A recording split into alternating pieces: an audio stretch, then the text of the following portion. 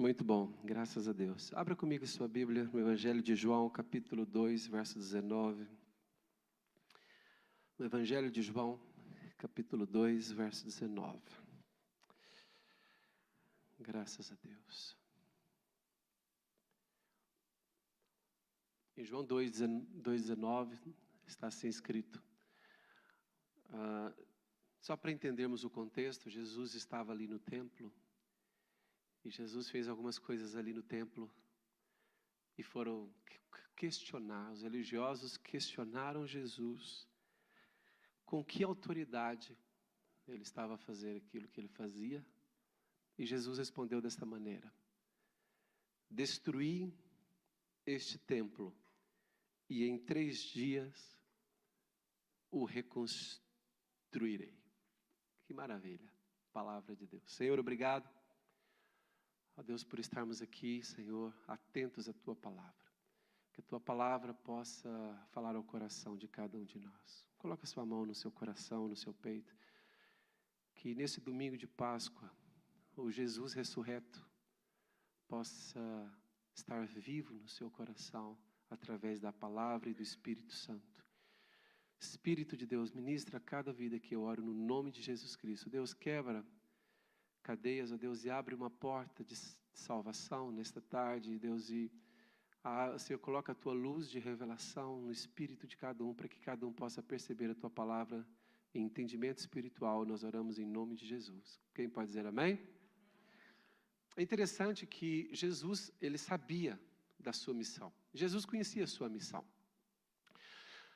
É interessante que algumas pessoas tentam falar hoje de Jesus, valorizando o Jesus histórico e tentando fazer uma separação entre o Jesus histórico e o Jesus espiritual, o Jesus da religião, o Jesus da fé.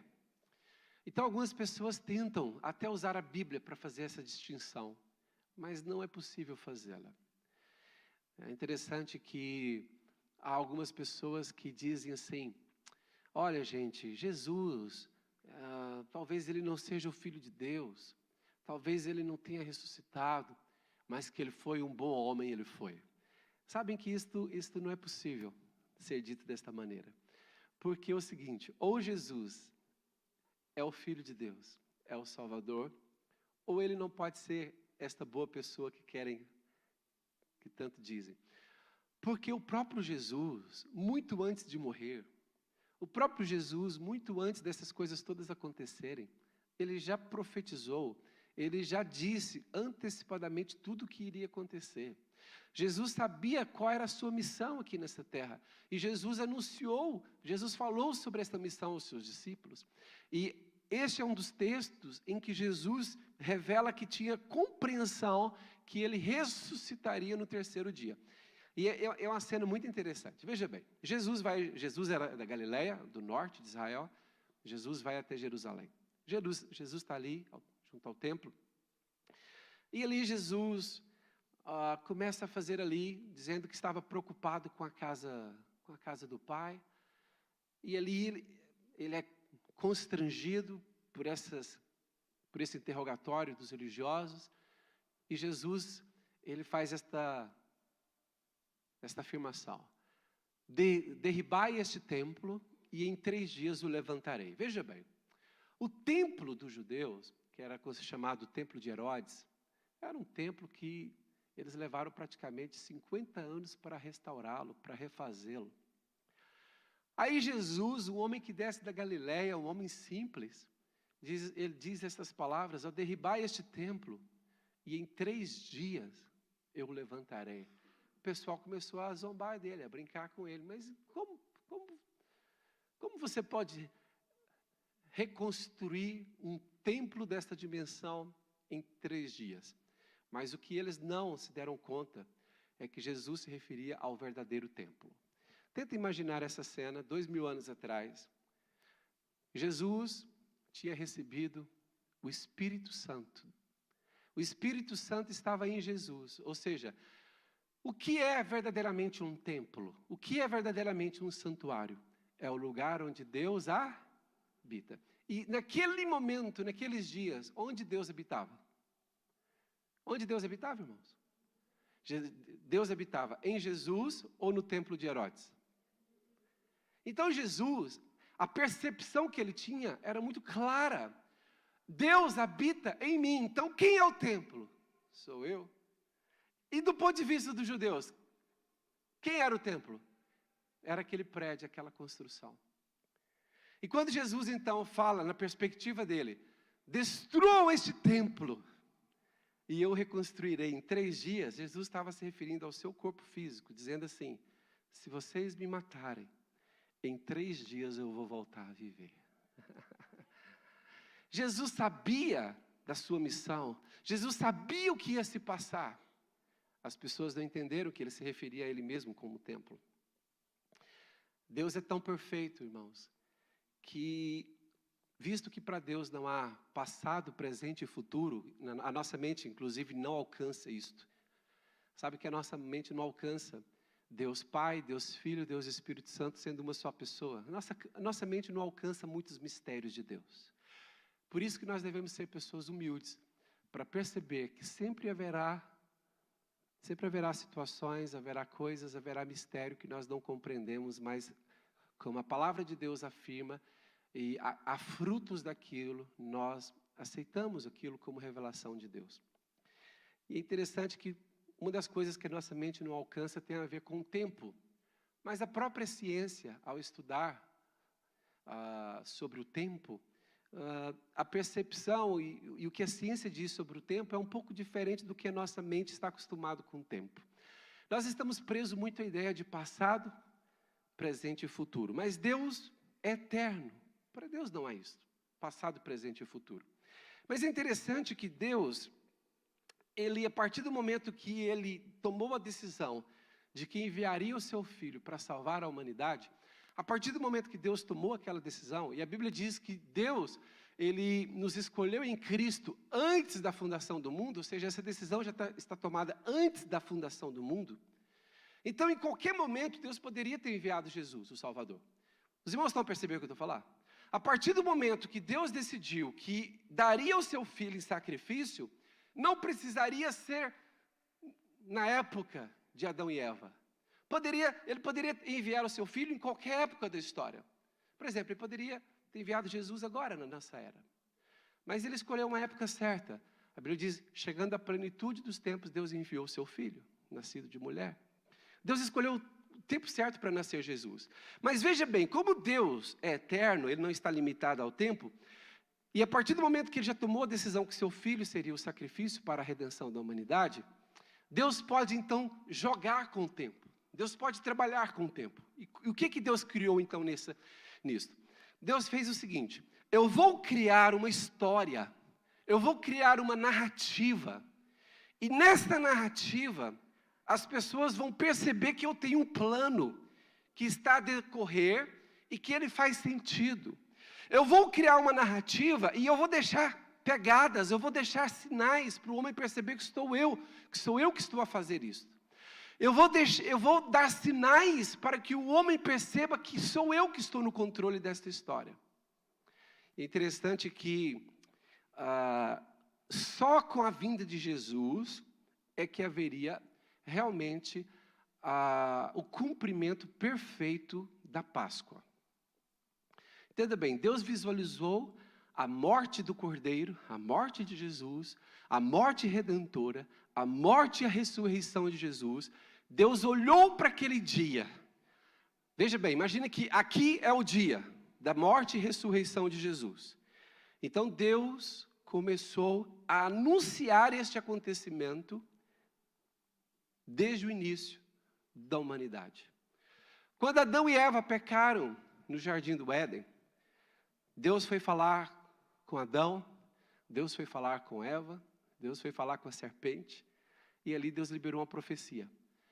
E falou para a serpente, porém inimizade entre ti e a mulher, entre a sua descendência e o seu descendente. Este te ferirá a cabeça e tu lhe ferirás o calcanhar. Ou seja, Deus então começa a dar profecias, deixar rastros, marcas, sinais dessa narrativa, da história que ele estava a construir. E nós hoje que temos acesso à Bíblia toda, Gênesis, Apocalipse, nós temos uma compreensão muito mais clara sobre a obra redentora.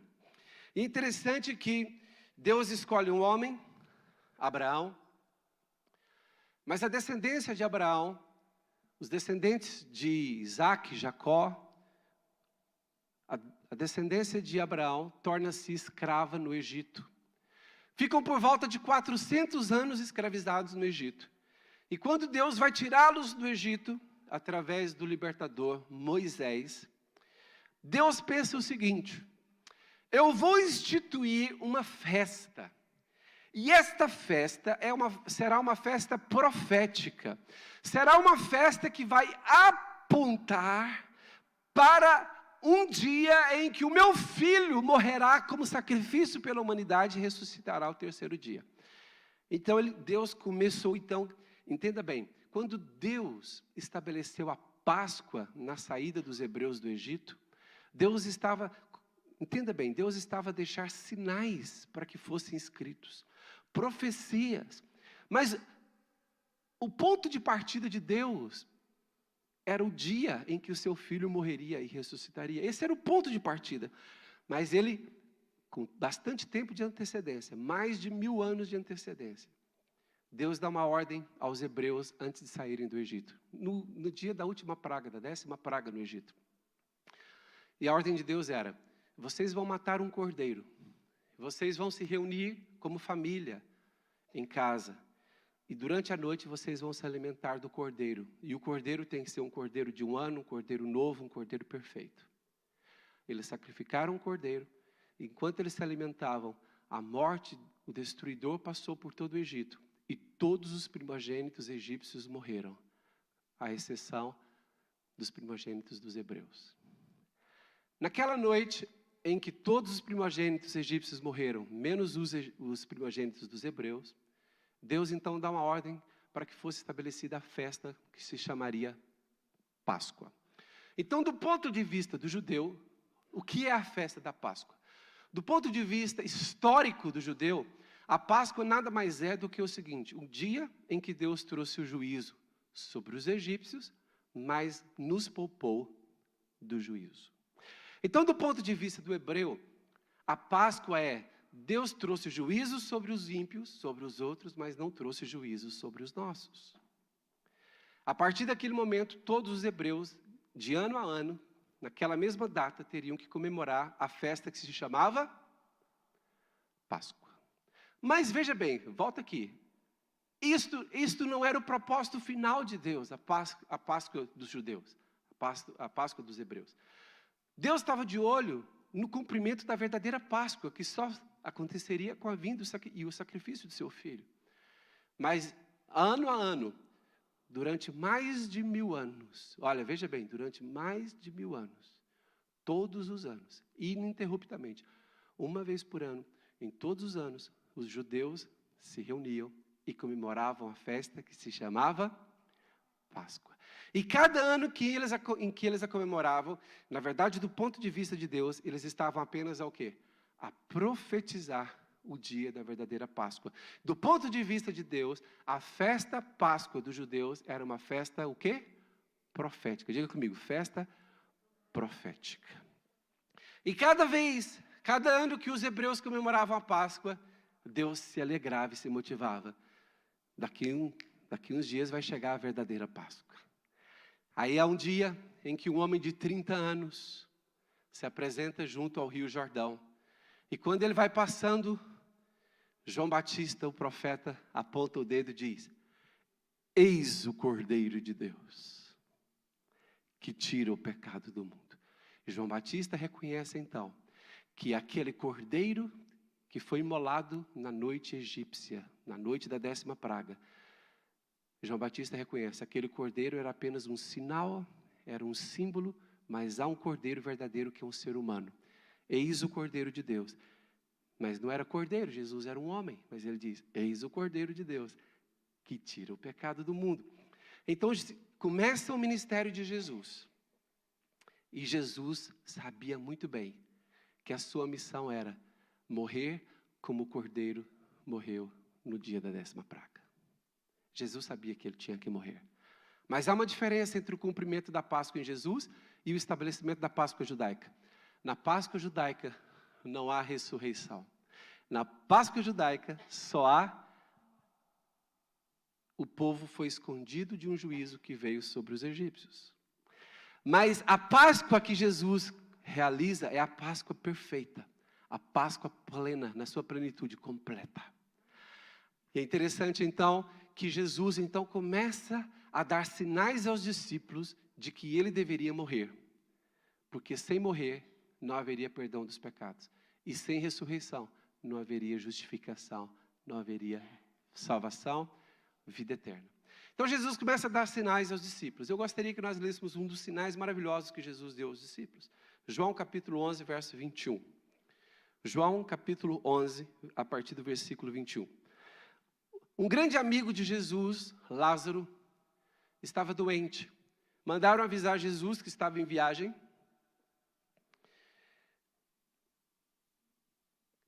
E, enquanto Jesus se demorou para ir até a casa de Lázaro, Lázaro chegou a falecer.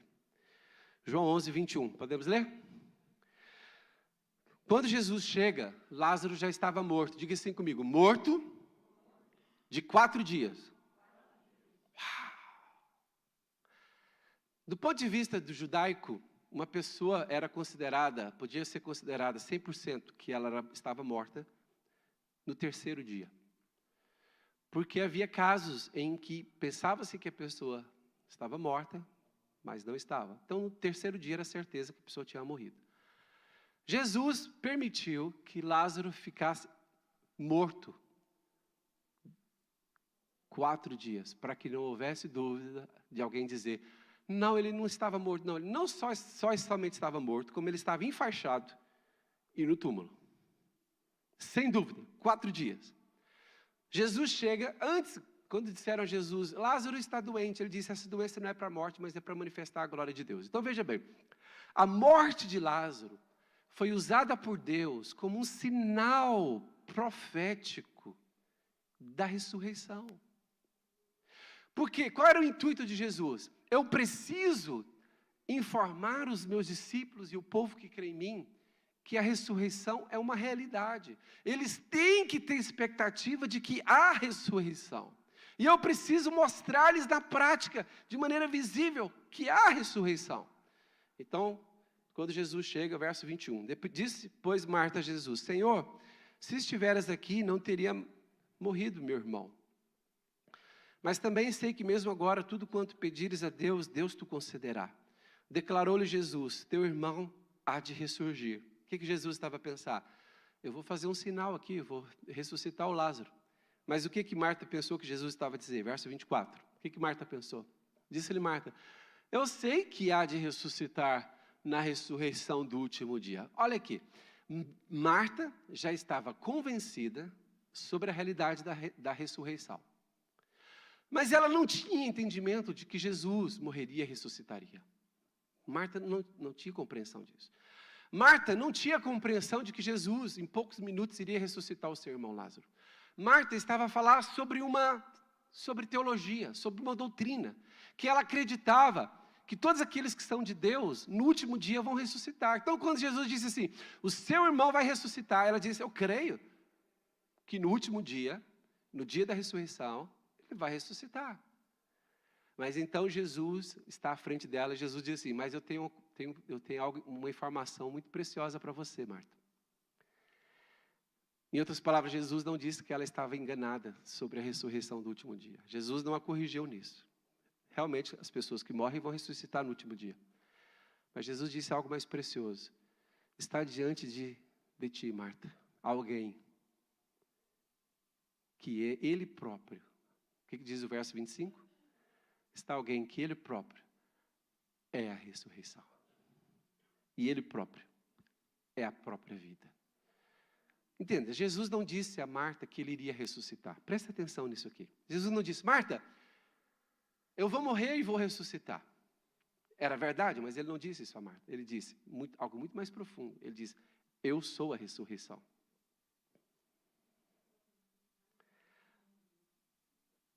E Ele disse mais, eu sou a vida. E se nós formos pesquisar no original, o que significa a palavra vida, nesse texto, você pode ir conferir no original. A palavra vida é a palavra zoe, Z-O-E, que significa vida que não tem princípio de dias e nem fim de existência. Zoe é uma palavra grega que significa uma vida que não começa e não termina. Ela sempre houve, sempre haverá. Por isso que é chamada de vida eterna. Na nossa concepção de vida eterna, é uma vida que vai acontecer depois da morte humana. Mas da concepção de Deus, vida eterna não é uma vida que vai começar depois da morte humana. Do ponto de vista de Deus, vida eterna é uma vida que nunca teve começo e por isso nunca terá fim. Perceberam? Então, quando Jesus disse, eu sou a ressurreição e o Zoe, ou seja, eu sou a vida eterna, Jesus está dizendo o seguinte, eu não tenho início e não tenho fim. Eu sou o alfa e eu sou o ômega. E eu sou a própria ressurreição. Jesus, tu vais ressuscitar? Então, sim, mas a questão não é que eu vou ressuscitar. Eu sou a ressurreição. Porque eu sou a vida eterna. Eu estou vivo e viverei para sempre. Então, Jesus, o que ele faz nessa situação com Lázaro? Jesus dá uma prova da realidade da ressurreição. Jesus dá uma amostra grátis. Quem gosta de comprar perfume e depois pedir umas amostras grátis, assim, fala a verdade. Para você falar assim, eu quero experimentar aqui esse aroma aqui de um outro, que tem, quem sabe um dia eu compro de 100 ml. Mas você pega uma amostra grátis de poucos ml. Você sabe que a ressurreição de Lázaro foi uma amostra grátis da ressurreição de Cristo e de todos os futuros crentes em Cristo. E é interessante, olha o verso 26. E todo, o que diz aí? E todo aquele que vive e crê em mim. No original diz, nunca morrerá a segunda morte. Nunca morrerá eternamente. Da morte física, a maioria não terá como fugir. A maioria de nós, da morte física, não vai ter como fugir. A não ser aquela geração última, a geração final que vai viver a volta de Jesus. Tirando a geração que vai viver a volta de Jesus, todas as outras gerações vão morrer a morte física. Mas Jesus diz, aquele que vive e crê em mim nunca morrerá eternamente. Passará pela morte física, mas nunca passará pela morte espiritual, pela condenação. Aí ele continua, verso 27. Sim, respondeu ela, eu tenho crido que tu és o Cristo, Filho de Deus, que devia vir ao mundo. Tendo dito isto, retirou-se e chamou Maria, que sua irmã, e lhe disse em particular, o mestre chegou e te chama. Verso 29. Ela, ouvindo isto, levantou-se depressa e foi ter com ele, pois Jesus ainda não tinha entrado na aldeia, mas permanecia onde Marta se avistara com ele. Os judeus que estavam com Maria em casa e a consolavam, vendo-a levantar-se depressa e sair, seguiram-na, supondo que ela ia ao túmulo para chorar. Quando Maria chegou ao lugar onde estava Jesus, ao vê-lo, lançou-se-lhe aos pés, dizendo, Senhor, se estiveras aqui, meu irmão não teria morrido. Jesus vendo-a chorar. E bem assim, os judeus que a acompanhavam. O que aconteceu com Jesus, irmãos? No verso 33, o que aconteceu com Jesus? Moveu-se muito em espírito e perturbou-se. 34, e perguntou, onde o sepultastes? Eles lhe responderam, Senhor, vem e vê. E o versículo 35, o que diz? Jesus chorou. Deixa-me falar um pouco sobre esse choro de Jesus. Este choro de Jesus não é um choro que nós vemos em funeral, em velório e funeral. Por que não? Porque Jesus estava prestes a ressuscitar Lázaro. Jesus sabia o que ele pretendia fazer a seguir em poucos minutos. Então ele não estava a chorar a ausência do amigo. Eu vou viver sem o meu Lázaro. Ele não estava a chorar o choro da perda, da ausência. Sabe que esse choro é o choro legítimo. Mesmo eu e você que somos crentes em Jesus, quando morre alguém que nós conhecemos, nós choramos. Quando é alguém que nos é muito querido, familiar, parente, amigo, nós choramos. E alguém diz, mas vocês são cristãos e choram? Sim, nós choramos. Não porque nós duvidamos da ressurreição daquela pessoa. Não porque duvidamos da vida eterna daquela pessoa. Nós choramos por qual motivo? Choramos pela ausência. Aquela pessoa já não estará conosco. E ele fala assim, mas por que vocês estão a chorar? Vocês não sabem que aquela pessoa vai estar com Deus? Você fala, é por isso mesmo, ela vai estar com Deus e não conosco. Ou seja, é o choro da ausência, da saudade, da falta que aquela pessoa faz aqui na terra. Mas o choro do cristão é essa mistura, choro da perda, da ausência, mas ao mesmo tempo uma alegria, uma convicção que aquela pessoa está com Deus. Amém, irmãos? Mas o choro de Jesus não era este choro, porque ele sabia que ele ia ressuscitar Lázaro. O choro de Jesus era mais aquele choro de ver o ser humano incrédulo.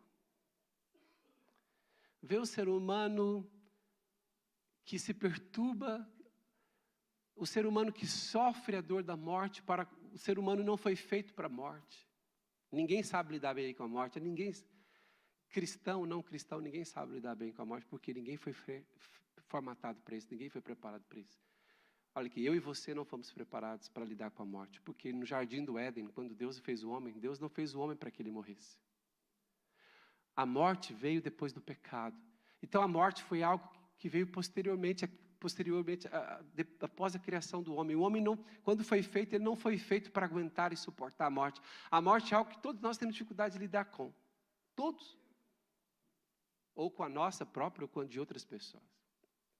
Então Jesus chora, mas eu penso que um outro motivo pelo qual Jesus chorou foi que Jesus sabia que o que ele estava prestes a realizar com Lázaro, uma ressurreição, Jesus sabia que em pouco tempo ele próprio morreria. E Marta e Maria chorariam pela sua morte. Então Jesus vê Marta e Maria chorar ali, pensando assim, daqui uns dias elas vão chorar por mim. Elas estão a chorar pelo irmão, mas em pouco tempo elas vão chorar por mim. E Jesus deve ter pensado, refletido nisso e chorou. Sabe, irmãos, Jesus, ele usou aquele contexto da morte de Lázaro para consolidar esse ensinamento. A morte não tem poder sobre mim. Eu tenho poder sobre a morte. E Lázaro sendo morto de 4 dias, eu digo, Lázaro, vem para fora. E o morto de 4 dias, tudo enfaixado, igual a múmia. E Jesus deu a ordem, tirem, como é que chama aquele negócio? Tirem as ataduras dele. Sabe, Jesus naquele dia, ele ainda ficou mais convicto. Eu tenho poder sobre a morte. Jesus estava cada vez mais convicto. Eu vou morrer, mas eu vou voltar a viver. Porque eu sou a ressurreição e a vida. Quem pode dar glória a Deus? Lucas 24, verso 1. Abra rapidamente comigo, irmãos, por causa do tempo. Lucas 24, verso 1. Antes de ler Lucas 24, 1, tem um outro texto que eu gostaria de ler, por favor, desculpa. Mateus 20, versículo 18 e 19. Mateus 20, 18 e 19. Quem está com dificuldade de abrir, pode acompanhar aqui. Mateus 20, 18 e 19. Quando Jesus estava saindo da Galileia para a sua última visita, a última viagem a Jerusalém, Jesus reuniu seus discípulos e foi fazer a sua última viagem a Jerusalém. E o que Jesus alerta os discípulos na última viagem que eles fariam a Jerusalém? Olha, entenda bem, não havia nenhuma perseguição a Jesus declarada naquele momento. Não havia Jesus não tinha cabeça a prêmio nesse momento. Quando Jesus sai da Galileia para ir para Jerusalém, ele não estava à procura dele para matá-lo. E olha o que Jesus diz aos discípulos. O que ele diz? Eis que vamos, imagina só, você é um dos discípulos de Jesus, e olha o que Jesus diz antes da viagem. Eis que vamos para Jerusalém, e o Filho do Homem será entregue aos príncipes dos sacerdotes e aos escribas, e condená-lo-ão à morte. Tem como ser mais claro? Próximo, versículo 20. É o 19 mesmo. E o entregarão aos gentios, para que deles escarneçam, e o açoitem, e crucifiquem, e ao terceiro dia ressuscitará. Jesus dá uma profecia perfeita sobre como seriam os seus próximos dias. Nós vamos para Jerusalém, os líderes religiosos vão me entregar, na mão dos gentios, vão me açoitar, vão me crucificar, eu vou morrer, mas eu vou ressuscitar no terceiro dia. Sabe o que aconteceu com essas palavras que Jesus disse aos discípulos? Olha aqui para mim. Jesus disse essas palavras aos discípulos. Elas entraram aqui, saíram aonde? Ou eles não acreditaram, ou eles não ligaram, eles foram de boa para Jerusalém. Bora! Por isso que quando eles estão em Jerusalém, eles não percebem o que está acontecendo. Mas eu queria que vocês tivessem entendimento. E os discípulos não sabiam, mas Jesus sabia tudo o que ia acontecer. E quem sabe que é a ressurreição e a vida, não tem medo da morte. Jesus não tinha medo da morte, porque ele sabia que ele era a ressurreição e a vida. E ele chegou alegre em Jerusalém. Como que alguém que sabe que vai ser preso, vai sofrer, vai morrer, chega tranquilo em Jerusalém? Tranquilo em Jerusalém, normal em Jerusalém. E os discípulos pensaram, não entendemos nada do que ele disse. E agora, vamos lá então a Lucas 24, verso 1. E o que aconteceu em Jerusalém? Prenderam Jesus, um dos discípulos, Judas Iscariote, o vendeu e o identificou para os líderes religiosos. Prenderam Jesus, açoitaram Jesus, crucificaram Jesus. Jesus morreu e foi sepultado numa sexta-feira. No terceiro dia, no primeiro dia da semana, qual é o primeiro dia da semana? Diga, hoje. No primeiro dia da semana, por isso que a Páscoa sempre tem que ser comemorada no domingo. Muda a data de ano a ano, mas sempre tem que ser o primeiro dia da semana. No primeiro dia da semana, alta madrugada, foram elas ao túmulo. Quem foram? As mulheres foram lá. Fazer o quê? Não porque elas acreditassem que ele iria ressuscitar. Veja bem, os discípulos não acreditavam na ressurreição de Jesus até este momento. Eles não entendiam isso. As mulheres, as discípulas não entendiam isso. E olha que as mulheres foram lá simplesmente cumprir um ritual. E olha o versículo 1. Mas no primeiro dia da semana, alta madrugada, foram elas ao túmulo, levando os aromas que haviam preparado. Para que elas levaram os aromas? Fazia parte do ritual do sepultamento dos judeus. Verso 2. Encontraram a pedra removida do sepulcro. Encontraram o que, irmãos? A pedra removida. Glória a Deus. Diga glória a Deus. Verso 3. Mas ao entrarem não acharam o corpo do Senhor Jesus. De que elas estavam à procura, irmãos? Do corpo. O que Jesus tinha antecipado para elas? Que ele ressuscitaria. Mas de que elas estavam à procura? O ser humano, enquanto ele não crê em Deus, ele vai estar sempre à procura do Jesus histórico, do Jesus físico, do Jesus homem. Mas o que os anjos disseram? Olha o verso 4. Aconteceu que, perplexas a esse respeito, apareceram-lhes 2 varões com vestes resplandecentes. Estando elas possuídas de temor, baixando os olhos para o chão, eles lhes falaram: por que buscais entre os mortos ao que vive? Por que buscais o vivente entre os mortos? Em outras palavras, vocês não lembram do que ele vos ensinou? Olha o próximo versículo, 6. Não está aqui. Ressuscitou. Lembrai-vos como ele mesmo vos falou, estando ainda na Galileia. O anjo estava tentando lembrar. Próximo. Dizendo, convém que o Filho do Homem seja entregue nas mãos dos homens pecadores e seja crucificado e ao terceiro dia ressuscite. Próximo.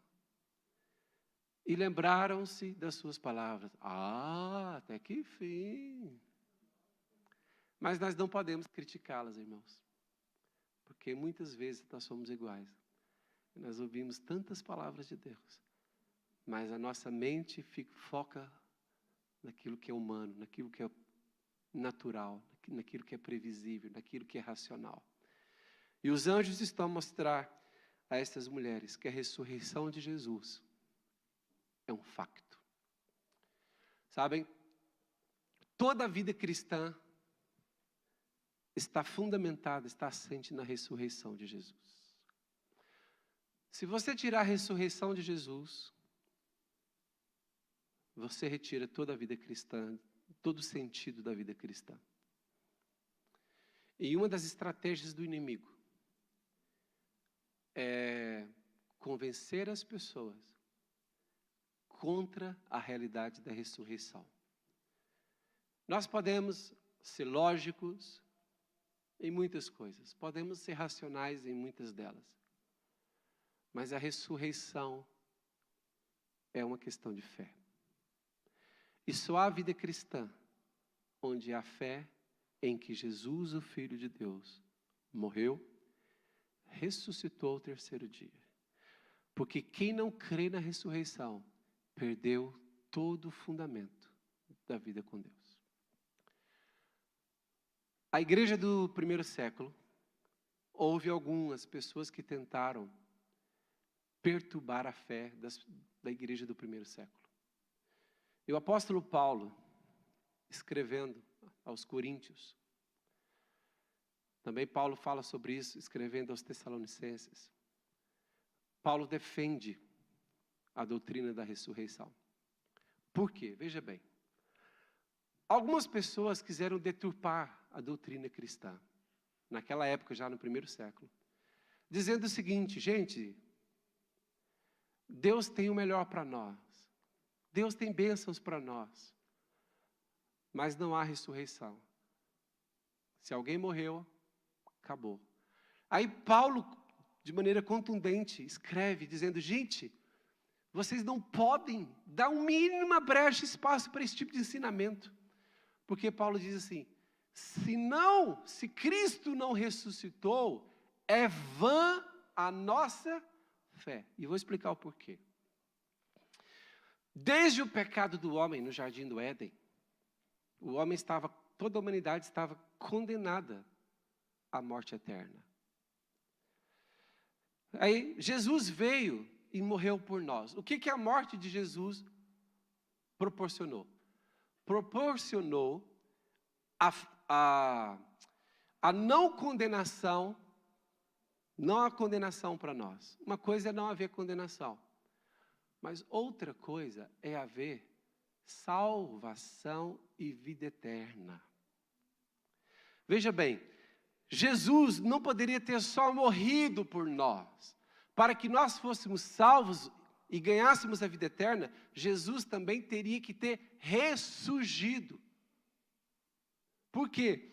Porque isso é uma prova de que nós mesmo, morrendo um dia fisicamente, um dia também vamos ressuscitar e viver eternamente. Sem a ressurreição de Jesus, não há base para a ressurreição nossa, para a vida eterna. Alguém pensa assim: eu acredito que eu vou morrer, mas eu vou ter vida eterna, eu vou viver com Deus eternamente. Você só pode, a base dessa fé é a ressurreição de Jesus. Ou seja, só há vida eterna para nós se de fato houve ressurreição de Jesus. Então Paulo disse assim, escrevendo uma carta, Paulo disse assim: se Cristo não ressuscitou dentre os mortos, é vã a vossa fé. E nós, os cristãos, somos as pessoas mais infelizes do mundo. Por quê? Porque os cristãos na época estavam a ser perseguidos, não tinham prazer na vida no sentido natural, porque eles viviam só para pregar o evangelho e ser perseguidos. Imagina Paulo, prisões, naufrágios, açoites, não sei o que mais. E alguém chega e prega e fala assim: a bênção de Deus é só para esta vida. Paulo diz: se a nossa fé se limita a esta vida, nós somos as pessoas mais infelizes deste mundo. Porque Paulo está dizendo o seguinte: tudo que nós vivemos aqui como cristãos só faz sentido, só tem propósito por causa da ressurreição de Jesus e a nossa confiança que depois vamos ressuscitar com Ele e vamos viver eternamente. Quem pode dizer amém?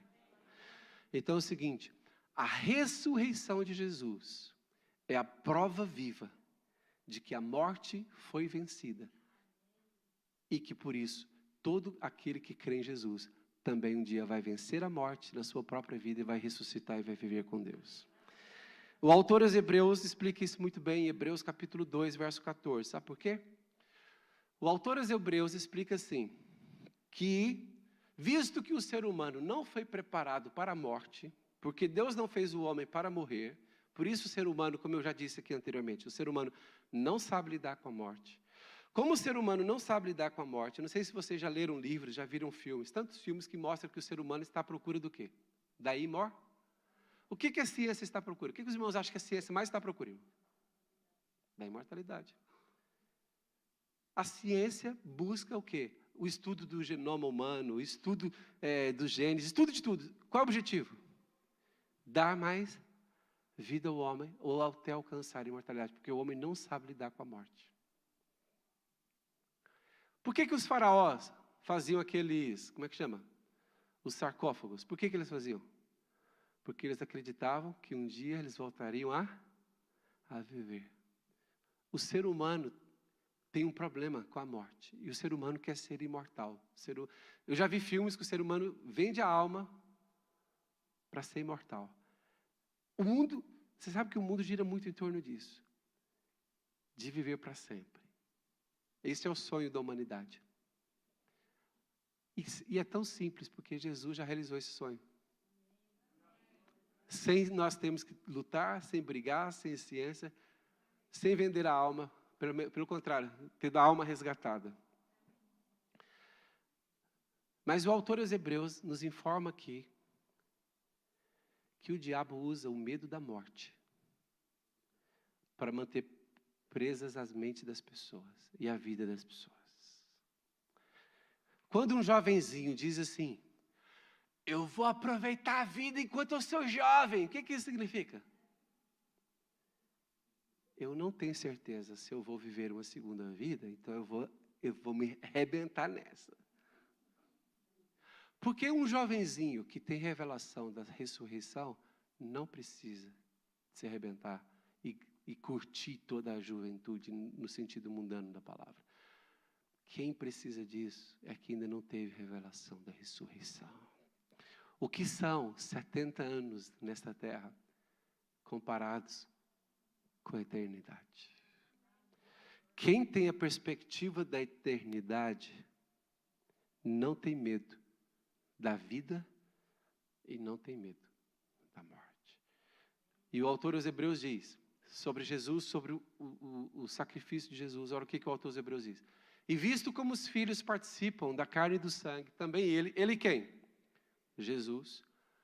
Participou das mesmas coisas, ou seja, Jesus, sendo filho de Deus, se fez homem, com carne e sangue. Para que pela morte aniquilasse o que tinha o império da morte, isto é, o diabo. Então veja bem, o propósito da vinda do Filho de Deus em carne e sangue, e o propósito da morte de Jesus era único. Qual era? Aniquilar quem tinha o poder da morte. Quem é que tinha o poder da morte? O diabo. E se Jesus aniquilasse o diabo que tem o poder da morte, ele libertaria o ser humano, que é o próximo versículo 15. Olha o que diz o 15. E livrasse todos os que, com medo da morte, estavam por toda a vida sujeitos à servidão. O que o autor aos Hebreus está dizendo? Que o ser humano está preso à servidão do mundanismo, a esta vida terrena, a esta vida secular. O ser humano fica secularizado, se agarra o máximo que pode a esta vida, a esta terra. Por quê? Por que o ser humano está servindo aos propósitos do mundo e do diabo? Por causa do medo da morte.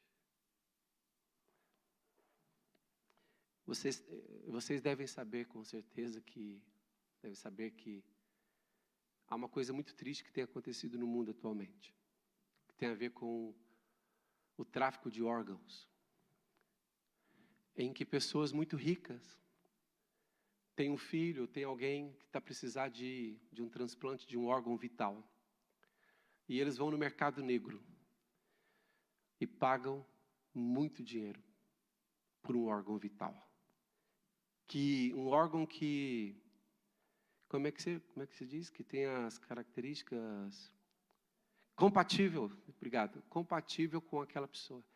Então esses milionários vão no mercado negro, tudo às ocultas, e dizem assim, eu pago 300 mil euros por um órgão. E vão pessoas atrás de estudos para descobrir se há alguém compatível com aquela pessoa que precisa do órgão. E de uma hora para outra ninguém sabe, aquela pessoa morre, estava bem, morre. Alguém já vai, tira o órgão dela e entrega para uma pessoa que pagou muito dinheiro. Por que o ser humano faz isso? Por causa do medo da morte, faz o homem servir ao diabo. Quem tem medo da morte, engana, mente, rouba, trapaceia, mata, tudo isso. Quem tem revelação da ressurreição de Cristo e tem revelação da sua futura ressurreição, não tem medo disso. Jesus entrou em Jerusalém de cabeça erguida. Eu vou morrer, mas eu sou a ressurreição e a vida. Eu era jovenzinho, todo mundo dizia, vai aproveitar o mundo, vai aproveitar o mundo. Eu quero aproveitar milhares e milhões de anos da eternidade. Mas o diabo mantém as pessoas sob controle. Por causa do medo da morte. Eu tenho que ganhar os meus anos, eu tenho que aproveitar ao máximo. Eu tenho que ficar rico em 10 anos para eu ter aquilo que eu quero. A verdadeira liberdade em Cristo está em eu não preciso de nada. Tudo que Deus vai me dar é lucro. Porque o melhor Ele já me deu, que é a salvação, a vida eterna. Fique de pé, por favor.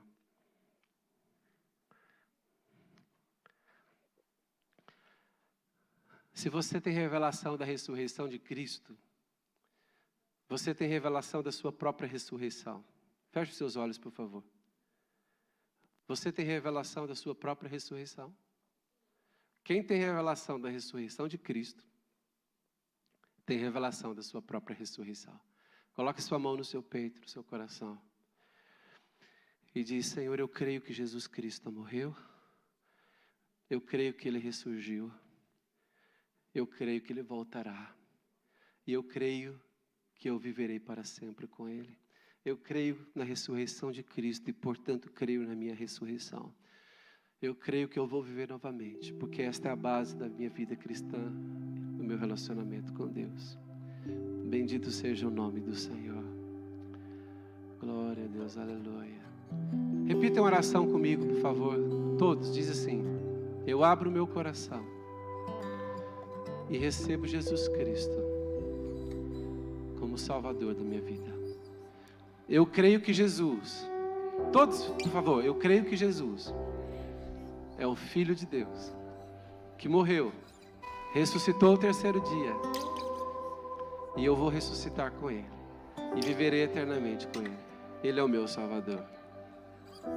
Deixa-me saber quem é que fez essa oração hoje, com toda a sinceridade do seu coração, e você entende que hoje você realmente deu a sua vida a Jesus como seu Salvador. Só faz assim. Quem entendeu que deu a sua vida hoje a Jesus como seu Salvador? Mais alguém? Uma pessoa aqui? Mais alguém? Mais uma pessoa aqui? Quem fez isso hoje de coração? Entregou sua vida a Jesus. E quem quer renovar a sua aliança com Jesus? Não está escravizado por causa do medo da morte. Queria que você que aceitou Jesus, venha aqui à frente. E você que quer renovar a sua aliança com Jesus, venha aqui à frente também. Queremos orar consigo. Queremos abençoar a sua vida. Não esteja constrangido, pode vir aqui à frente. Alguém quer vir aqui à frente? Que recebeu, fez essa oração, entregando a sua vida, renovando a sua aliança com Jesus. Aleluia. Glória a Deus, obrigado. Sabem, irmãos, combate o bom combate da fé. A vida com Deus é uma vida de fé. Eu queria que alguns irmãos viessem aqui abraçar essas pessoas e orar, possam orar com elas. Aleluia. Levanta a sua mão, igreja. Se há mais alguém que quer renovar a sua aliança com Jesus, há mais alguém que quer renovar a sua aliança com Jesus, você percebe, você sente que precisa renovar a sua aliança com Jesus, vem aqui à frente. Obrigado, Senhor. Obrigado, Senhor, por estas vidas, Senhor, que estão a Te receber como Salvador, e por estas vidas que estão a voltar para os Teus caminhos. Obrigado por estas pessoas, Senhor, que estão a retornar, que estão a renovar a aliança com o Senhor. Senhor, que elas possam ter revelação da vida eterna, revelação da salvação, revelação da ressurreição em Cristo Jesus. Bendito seja o nome do Senhor.